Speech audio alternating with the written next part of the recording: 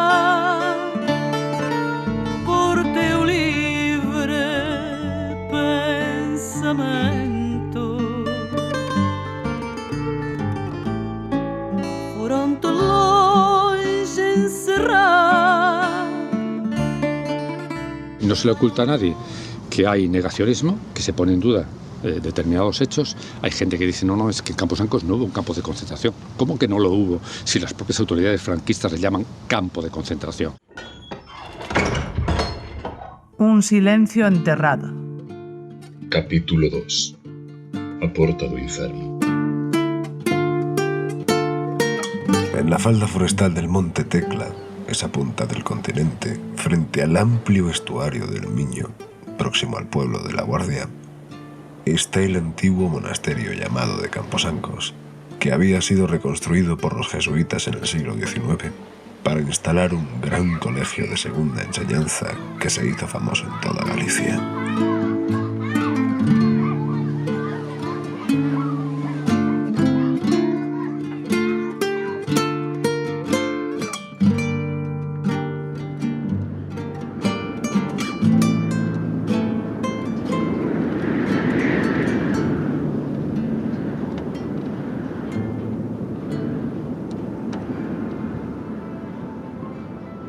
La fachada principal mira a Portugal, a la localidad de Camiña. Sus muros de piedra languidecen por efecto del abandono y la maleza crece junto a la verja. Sobre el terreno no hay testimonio señalético de su pasado más allá de la memoria de sus vecinos. Hasta 1942 pasaron por aquí más de 4.000 prisioneros, muchos asturianos.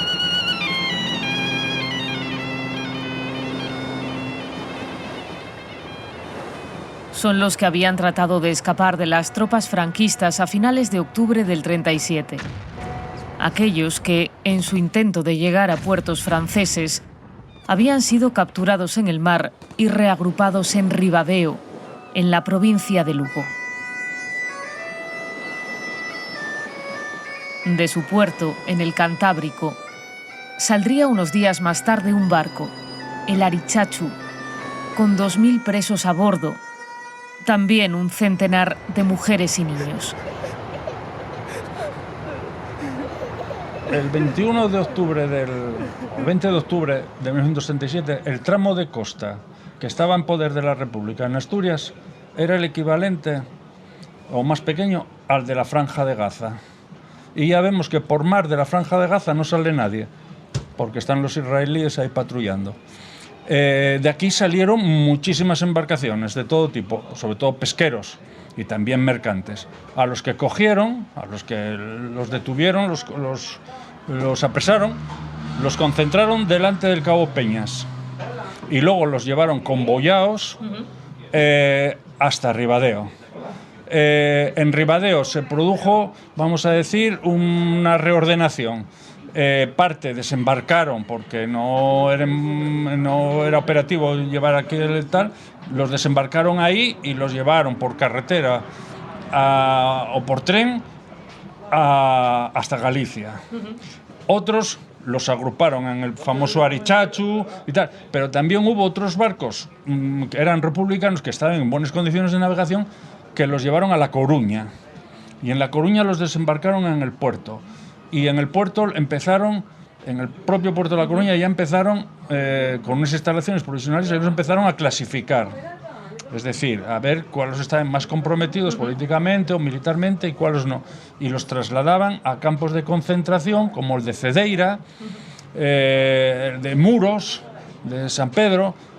Y sin embargo, ya cuando llegaron a Galicia hay el recuerdo de que los estaba esperando en el puerto una serie de mujeres gallegas ahí en el puerto de Bayona, porque no se pudo acercar más, o sea, quedó en Bayona y me parece que los bajaban en lanchas, que estaba un poco fondeado el barco, ¿no? por temas de calao. Y que esas mujeres se apiadaron de ellos de tal manera que ellos daban agua, estaban ahí esperándolos para darles agua de él, porque venían todos sedientos y tal, y una lata de sardinas y pan. Y ahí los empezaron a subir en camionetas y ya los fueron llevando para Camposancos. Y en Camposancos se fueron allí ocupando de todas aquellas instalaciones y empezó a seleccionarlos. Historia de la llegada de esa embarcación que Marcelino Laruelo recoge en su libro La libertad es un bien muy preciado, en el que figura un desglose de los consejos de guerra celebrados en Gijón y Camposancos tras la ocupación de Asturias en 1937.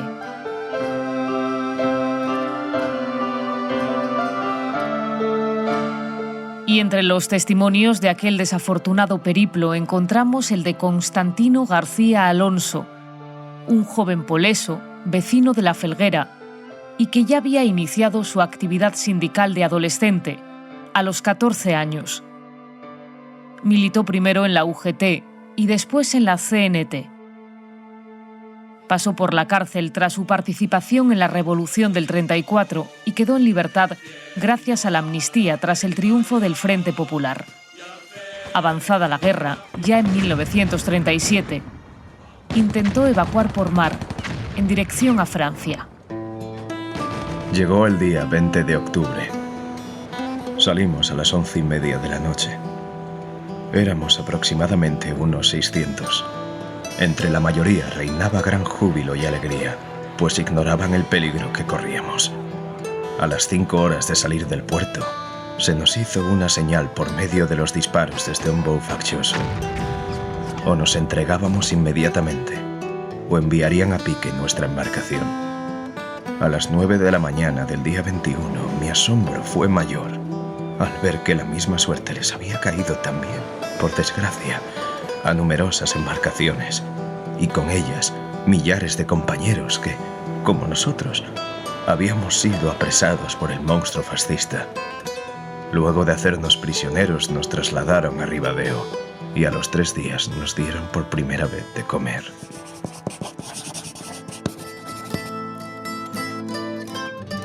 Son los recuerdos que Constantino, apodado Truenos, dejó manuscritos en un pequeño cuaderno.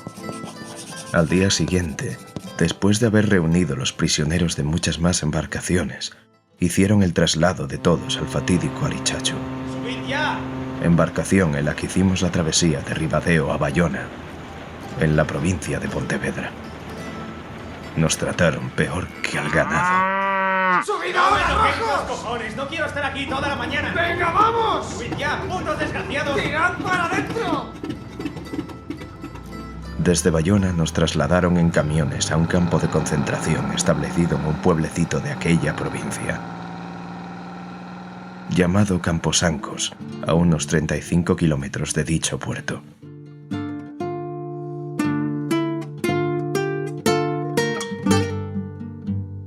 A modo de carta dirigida a su mujer y su hija, el cuaderno de memoria, como así lo tituló, estuvo escribiéndose hasta la misma noche de su ejecución en la cárcel Modelo de Oviedo, en abril de 1938. Allí había sido trasladado meses antes desde Camposancos.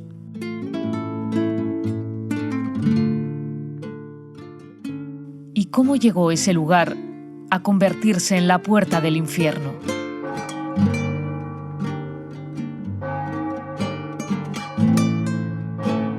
En 1820 se establecieron aquí Y luego, bueno, a partir de eso, este hombre fue ganándole tierra. Es José Antonio Uris, coautor de A Porta do Inferno, el libro en el que se relata la historia del antiguo colegio que pasó a ser uno de los mayores campos de concentración de Galicia y el que durante más años estuvo operativo. Porque los jesuitas estaban en Anceis, La Coruña, que era una posesión de los marqueses, ¿no? Entonces, alguno de los jesuitas viajó por Galicia y tal, porque allí no se encontraban bien y tal, y entonces alguno de ellos descubrió esta zona del pasaje, se enamoró de ella.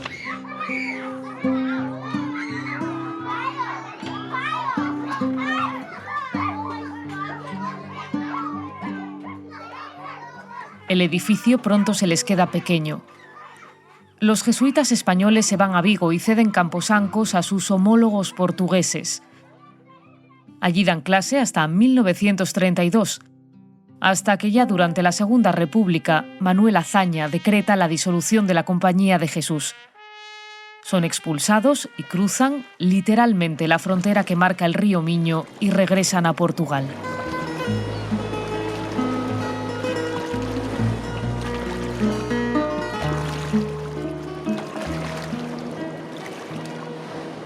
Cuando la República, y viene el famoso decreto de Azaña, de expulsión de las órdenes religiosas que enseñaban, ¿no? No a los curas, sino a los... No prohibieron dar enseñanza. Y entonces, en el mes de febrero del 32, el gobierno ordena a los jesuitas que se expulsa a los jesuitas y le da 15 días de plazo para marcharse a Portugal, donde ya estaban más o menos instalados en la Casa de la Rocha, aquí enfrente, ¿no? En los años siguientes surgen diferentes iniciativas para dotar de nuevo contenido al edificio, desde un manicomio a una escuela de artes y oficios. El presidente de la entidad local de Camposancos, que era una persona muy preparada, que se llamaba Basilio Carrero, pues acuerda con su directiva y con el ayuntamiento, de que estaba a mayoría republicana, a tratar de hacer una escuela de artes y oficios como la que había en Vigo. Pero eso se fue al traste porque inmediatamente estalla la rebelión militar del 18 de julio 36. ¡Dejad las armas! ¡El caudillo perdona y redime!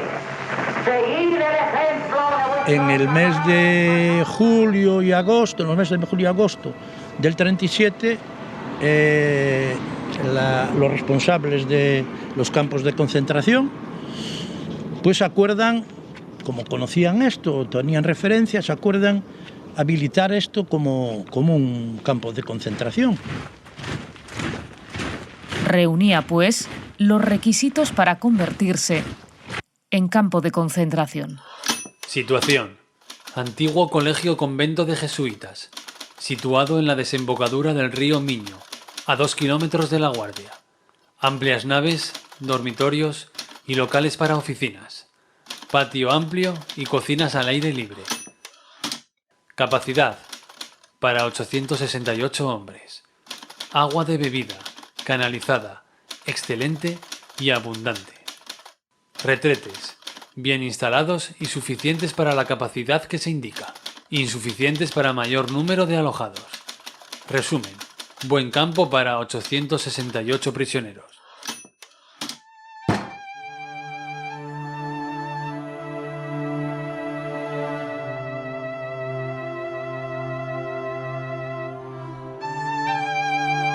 Así lo recoge, de hecho, un informe elaborado por Luis Martín Pinillos, jefe de inspección de campos. Concebido como máximo para unos 900 presos, llegó a haber, a la vez, cerca de 3.000. ¡Vamos, venga, entrad! ¡Entrad, desgraciados! ¡Entrad en las celdas! ¡Lo tenemos todo el día! ¡Vamos! Precisamente una de las principales funciones de este tipo de instalaciones era la clasificación de prisioneros. Escuchamos a Marcelino Laruelo. Según el grado de, vamos a decir, de compromiso político-militar, los que recibían, la gente que no estaba comprometida, que era pues, la mayoría, vamos a decir, si recibían 2 avales de alguien del pueblo de ellos, los mandaban para casa. Si no recibían 2 avales, o recibían 1, o lo que fuese, los mandaban para un batallón de trabajadores. Que son cosas que se comentaban, decían, joder, al final pasaron mucha peor vida los que estaban en los batallones de trabajadores que los que estaban presos cumpliendo condena en la cárcel, siempre y cuando no estuvieses condenado a pena de muerte.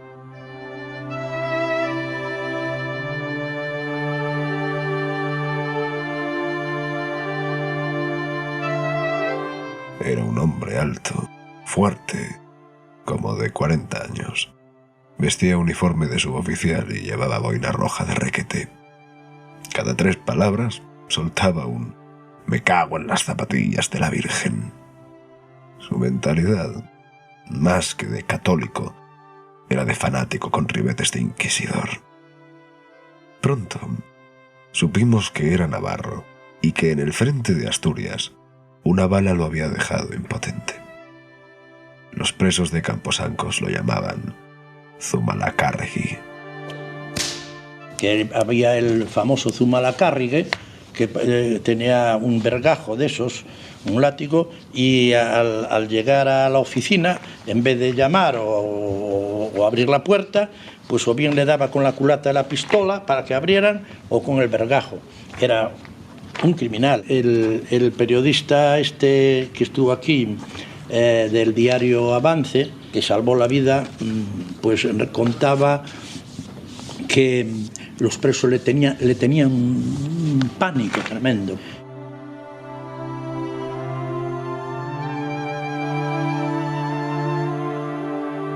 Yo, o sea, me imagino, pero me doy cuenta de que mi imaginación aún es muy débil comparada con la realidad de esa gente, ¿no? Tenían que formar 3 o 4 veces al día, los domingos obligados a escuchar al cura.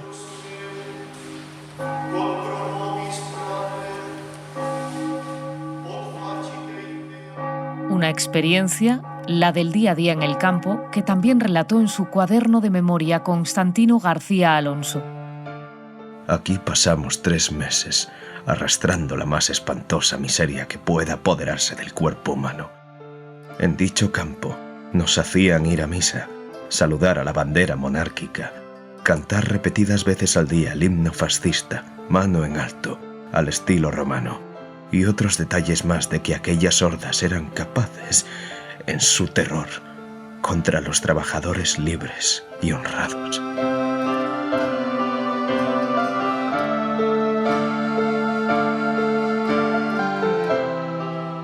Cuenta José Antonio Uris que, dado el volumen de presos y para evitar continuos desplazamientos, el tribunal correspondiente, el de Gijón, se traslada oficialmente al campo.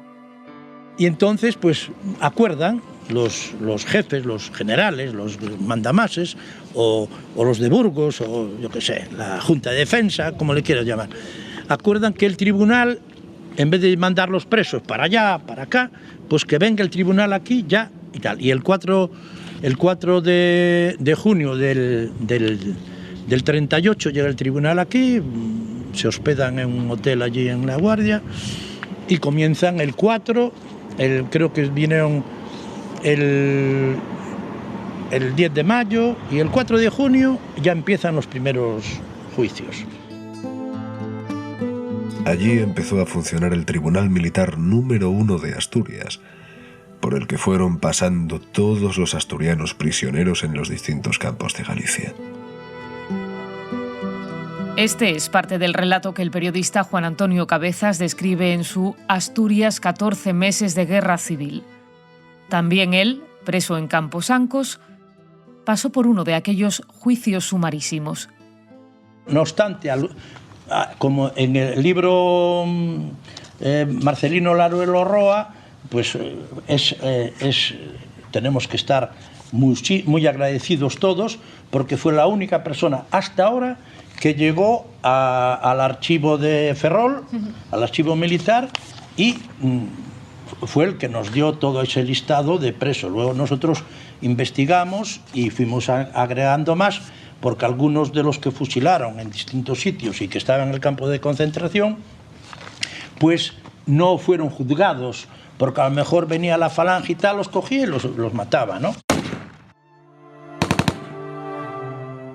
Había tal cantidad de presos que llegaron, ellos una vez que los iban identificando, bien por delaciones de gente que estaba allí, o gente que venía, que quedaba en libertad y decía, coño, en tal campo está fulanito de tal. Fue el caso de Higinio Carrocera, que estaba en Cedeira, que delató un chavaluco, me parece, dijo, coño, estaba Higinio allí y tal. Entonces ya fueron a buscar, ya fueron a por él. Entonces, según iban descubriendo y según iban identificando y tal, a los que querían llevar ante Consejo de Guerra, pues los traían pues, en camionetes o por tren, seguramente por ferrocarril a León y Asturias, a juzgar bien en Oviedo, bien en Gijón, que era donde funcionaron, donde se celebraron la inmensa mayoría de los consejos de guerra, sí. Entonces, ¿qué ocurre? Que se dan cuenta de que no acababan nunca. Entonces deciden, yo creo que fue en junio del 38, con el buen tiempo y tal, que se trasladase el tribunal militar, yo creo que era el que actuaba aquí en Gijón, que se trasladase a celebrar los consejos de guerra a Camposancos. Son consejos de guerra sumarísimos de urgencia, no es un consejo de guerra cualquiera en el que hay otro tipo de posibilidades de defensa. Y luego hay que decir también que estaban actuando de acuerdo con el Código de Justicia Militar de la República. En lo que había sido el salón de actos del colegio se celebraron una treintena de consejos de guerra por los que pasaron 513 personas. El tribunal emitió 195 sentencias de muerte. El día 15 de octubre, por el megáfono del campo nos llamaron a jueces. Nos fijaron el consejo para el día 19. Era el último que el tribunal número 1 iba a celebrar en Camposancos.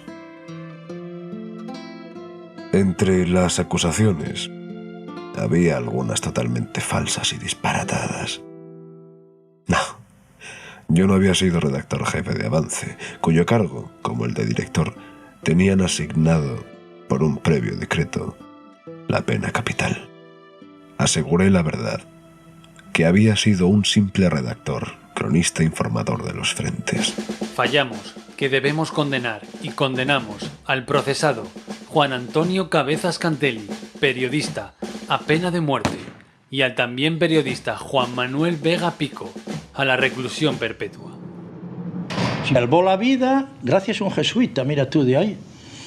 Porque había una zona ahí en el campo de concentración que la llamaban la jaula de los condenados a muerte, que era como un gallinero. Tú, si ves un gallinero antiguo de red de esa metálica, con agujeritos, pues estaban ahí metidos los condenados a muerte.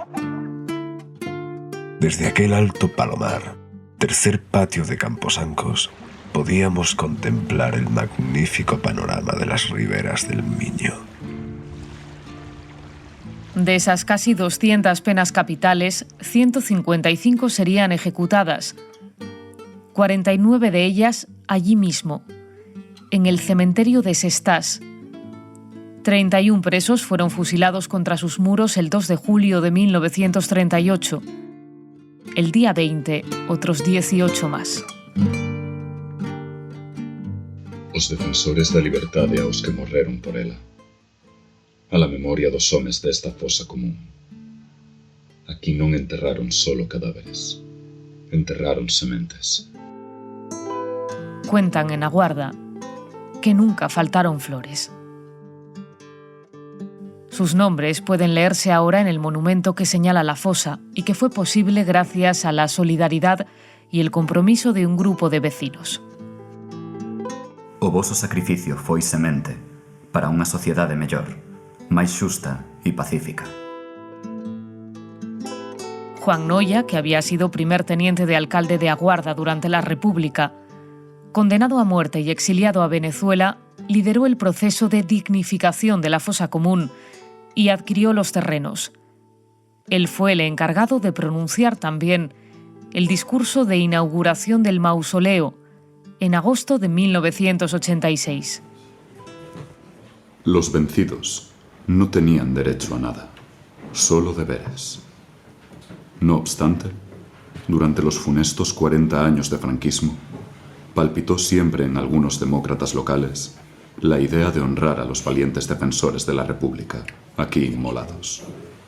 Con la muerte del dictador y restablecidas las libertades democráticas, renacieron nuevas esperanzas de llevar a buen fin la obra hoy realizada.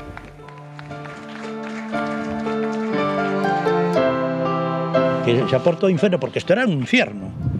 ¿Cómo no era un infierno? Si tú estás dentro de una jaula y hay otros 20 no sé cuántos o 30. Un apelativo que surgió con el paso de los años y que tuvo su germen en aquel acto de inauguración al que acudieron representantes de la Asociación de Viudas de la Guerra Civil Rosario Acuña. Nuestros maridos pasaron un infierno aquí, decían. Y en ese escenario las mujeres, las vecinas de Aguarda, jugaron, recuerda Uris, un papel esencial. Exacto. Fue un papel fundamental para mí. Para mí, para quien sepa algo de esto, ¿no? Fundamental. La mujer, en letras mayúsculas, después en la represión que hubo posteriormente hasta que se murió el dictador, tuvieron un papel fundamental en la sociedad nuestra, sobre todo las mujeres relacionadas con los que fusilaron o pasearon, entre comillas, ¿no? Entonces, aquí, por ejemplo, sí, desde el momento en que los 1.600, 1.300 que había continuamente aquí necesitaban lavar la ropa. Una red de solidaridad, impulsada por las mujeres, sobre todo en esta zona de arriba, que le llaman el Palonar, las primeras, que eran las que tenían más contacto. Es más, algunas de ellas se casaron con presos, se casaron. Entonces, esas mujeres lavaban recados, dinero. Muchas de ellas traían niñas pequeñas para que en las braguitas trajeran dinero o alguna carta en especial que luego era destruida, o llevar alguna carta en especial, pues porque había la censura, ¿no? Después, aparte de todo eso, en sus casas albergaban a la gente que venía pobriña llorando. Algunas encontraban que traían el papel con la libertad y resulta que lo habían fusilado hacía unos días. Y a vistas, Josefina, las hermanas trabajaban para gente de la derecha que lavaban ropa de los oficiales. Bueno, le obligaban a ellas y entonces decía, nos collíamos yo xabón para levarlo para lavar por soldados. Hostia. Y entonces, pues, iban, por ejemplo, al matadero municipal de La Guardia, de acuerdo con los carniceros, le cortaban los cuernos a los toros más grandes, ¿no? Y le enseñaban cómo tenían que hacer y tal, y luego carpinteros de La Guardia le cerraban los cuernos y los presos hacían peines, peinetas, anillos, pulseras, que ellas se encargaban de conseguirle dinero y tal, ¿no?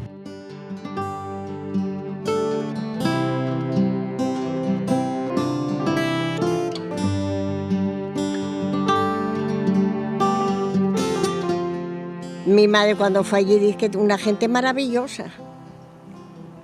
Metíase en una habitación, en una casa, pagaba la pensión, pero decía, buenísimos. Eso en Camposancos, entiendo, ¿no? ¿O en Celanova? En Celanova. ¿Por qué ella llegó a ir a Camposancos? No, ella fue a Celanova. Sí, pero ella no te dejó a ti siendo tú un bebé. Claro, igual cuando él estaba en Pontevedra, al lado del río. Sí. Ella iría hasta allí, ¿no? También, igual. ella fue varias veces. Bueno, era joven, pero iba, qué bueno. Y quedábase también en casas de allí de la zona, ¿no? Sí. Por lo visto, yo tengo entendido que allí muchas familias se ofrecieron, evidentemente, a las mujeres, a los fíos y demás, a alojar ahí. Ahí sí que había como mucho... Sí, allí había mucho, ¿no? Sí. Porque mi madre llevaba muy poco dinero, pagaba la habitación, pero era muy poco. Y tenía poco, porque muchas veces tenía que vender cosas de cuando regalaron para cuando se casó. Y vendía, para ir. pues no había dinero de aquella. Es Josefina Fernández, la hija de Marcelino. Su madre, Oliva, llegó a visitar a su marido allí, a la orilla del Miño, confiando en que tarde o temprano llegaría un indulto que le devolviese a Gijón. Las nietas de Abelardo creen que la abuela Emilia también supo de su paso por Camposancos, pero jamás lo dijo. En mi casa jamás se habló de Camposancos. ¿Y cómo mi abuela no iba a saber que estuvo 2 años en Camposancos? Es que lo tenía que saber.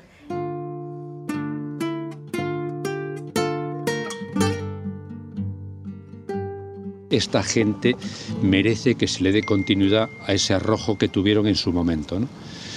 Y de ahí surge la idea, hace 3 o 4 años, de constituir una asociación, la Asociación de Recuperación de Memoria Histórica del Campo de Concentración, para eso, es decir, para que no se olvide, para buscar documentos, que es el trabajo fundamental que hace URIS, para darlos a conocer. Para divulgar, porque eso es lo importante también. Para publicar.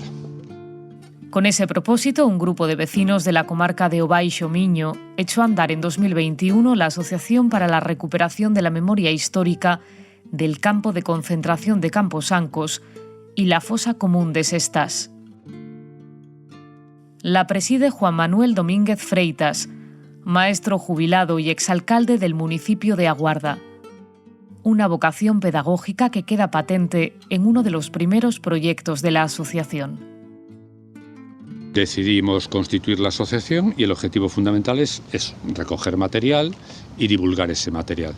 Y una cosa que yo creo que es la más bonita que hemos hecho hasta ahora ha sido lo de hacer la unidad didáctica para llevarla a los centros de educación donde nos lo demanden, para darla a conocer a la gente joven, que son el futuro, porque nosotros tenemos, eso sí, tenemos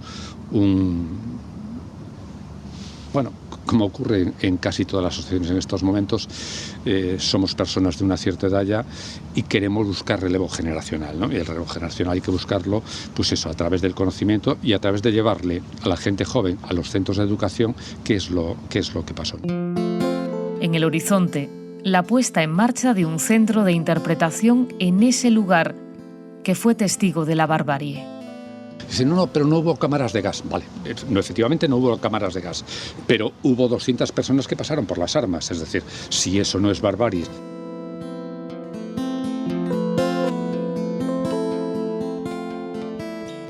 Precisamente tras las ejecuciones de julio de 1938 y ante el malestar de la población guardesa, los mandos del campo toman una decisión.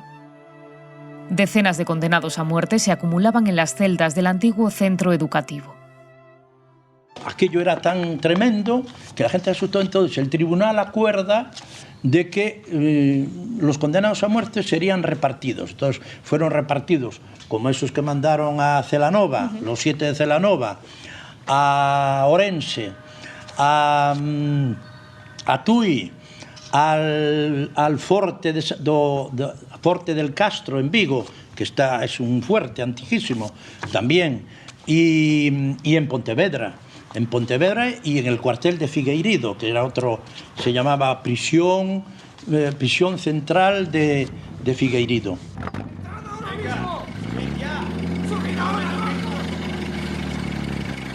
Celanova, a 120 kilómetros de distancia, sería el destino de los 7, de Abelardo, Marcelino, Baldomero, Guillermo, Alfonso, Belarmino y Mariano.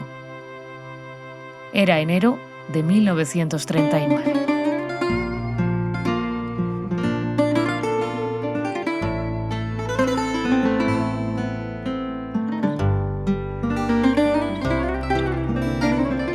Diseño sonoro y ambientación musical, Javier Palomo. Música, María Doceo. Dirección y guión, Patricia Martínez y David Fernández. Narración, Patricia Martínez. Voces, Diego Lorenzo, Alex Mayo, Gabriel González, Iván Lorenzo y Sara Fernández. Por teu livre pensamento. Un silencio enterrado. Foron te longe encerrar. Por teu livre pensamento. pensamento. Un podcast de Patricia Martínez y David Fernández. Foram tão longe encerrar, tão longe que o meu lamento não te consegue alcançar. E apenas ouves o vento, e apenas ouves o mar. Levaram-te a meio da noite,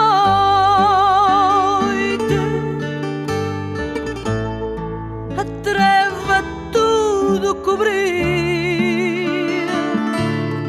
Ai, levaram-te a meio da noite,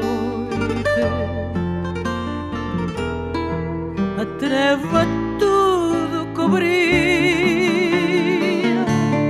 Foi de noite, numa noite de todas a mais sombria. Foi de noite, foi de noite, e nunca mais se fez dia.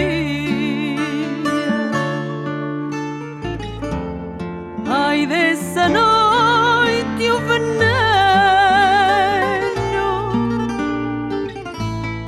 persiste em me envenenar. Ai, dessa noite o veneno persiste em me envenenar. Ouço apenas o silêncio que ficou em teu lugar. E ao menos ouves o vento, e ao menos ouves o mar.